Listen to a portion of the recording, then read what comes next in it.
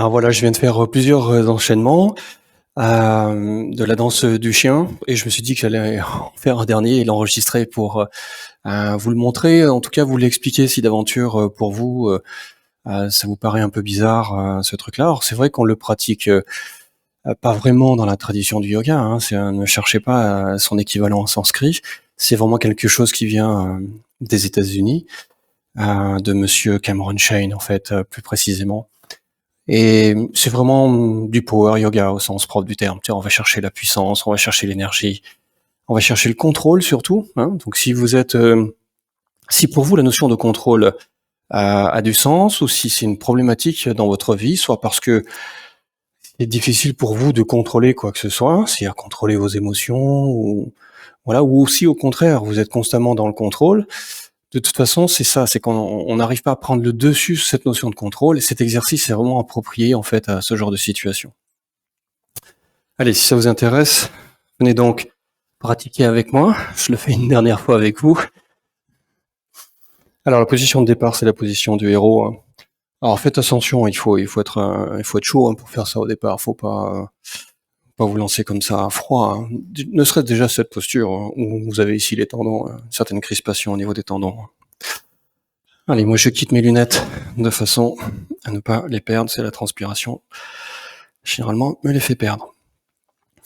Donc je prends ma posture de héros, j'essaie de me décontracter et de me concentrer sur ce que je vais faire. Et puis c'est parti avec une certaine lenteur. Je fais glisser mes mains sur le tapis, loin devant. Je pose les mains et je m'installe dans la planche. Ici, pareil, j'essaye d'être bien présent sur mes mains et sur mes orteils. Je descends le corps vers le sol, je relève la tête, puis la tête en haut. Puis je rentre la tête, je pousse dans les mains et je rentre délicatement dans mon chien tête en bas. Je fais un joli chien tête en bas. Je monte la jambe gauche. Je fléchis la jambe gauche et je viens poser le pied derrière. Voilà. Et je rentre comme ceci dans mon demi-pont. Puis je viens poser la main sur le sol. Je fais un pivot sur la jambe. Et je viens ici, je m'arrête. Je change de jambe. Pivot de l'autre côté. Je m'arrête. Je reviens dans mon chien tête en bas. Soufflez bien ici. Posture opposée. Jambe droite. Flexion. On pose le pied. Demi-pont. La main sur le sol. Pivot. Pivot de l'autre côté. Je reviens. Chien tête en bas. Et je pose les genoux sur le sol. Et je me retrouve à nouveau dans la posture du héros. Alors ici, prenez toujours le temps de prendre pas mal de repos entre cet enchaînement et puis si vous le répétez, cet enchaînement X fois.